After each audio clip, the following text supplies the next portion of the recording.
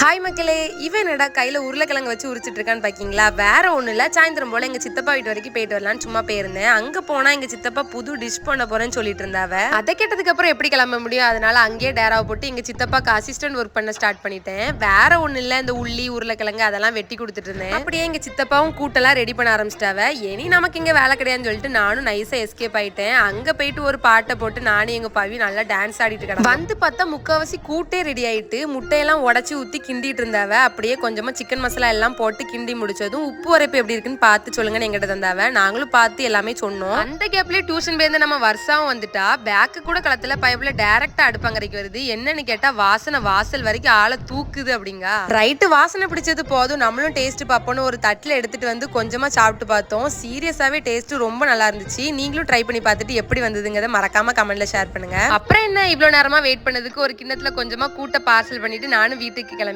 Okay மக்களே, பாய். Next வீடியோல பார்க்கலாம். டாடா.